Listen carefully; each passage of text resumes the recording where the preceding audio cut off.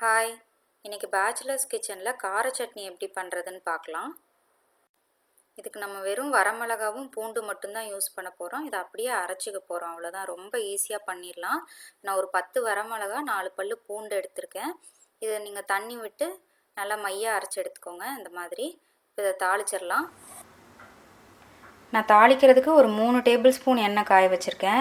இந்த சட்னிக்கு வந்து தாளிக்கிறதுக்கு நிறைய எண்ணெய் தேவைப்படும். மித்த சட்னி மாதிரி 2 டீஸ்பூன் எண்ணெயில் தாளித்தா இது நல்லா இருக்காது.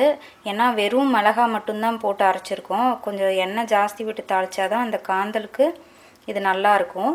அதே மாதிரி நீங்கள் ஸ்டோர் பண்ணி வைக்கிறதுக்கு நல்லெண்ணெய் யூஸ் பண்ணிக்கோங்க.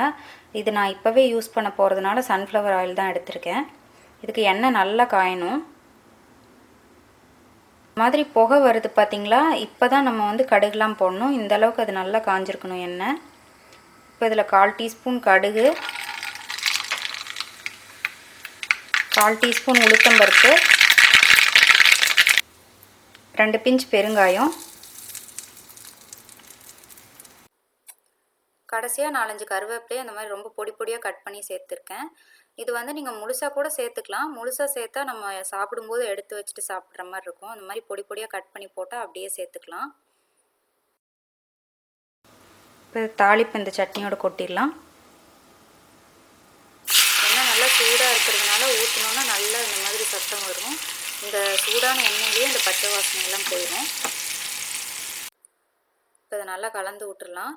ஒரு 5 நிமிஷத்தில் இந்த எண்ணெய் நல்லா அந்த சட்னியோட மிக்ஸ் ஆயிரும். இது வந்து நீங்கள் தனியாக வச்சு சாப்பிட முடியாது, ரொம்ப காரமாக இருக்கும்.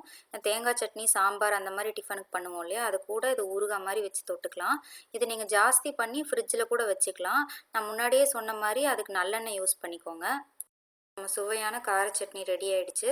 நீங்களும் இதை செஞ்சு பாருங்கள். எப்படி வந்துச்சுன்னு உங்களோட கமெண்ட்ஸ் அண்ட் ஃபீட்பேக் எனக்கு ஷேர் பண்ணுங்கள். தேங்க்யூ.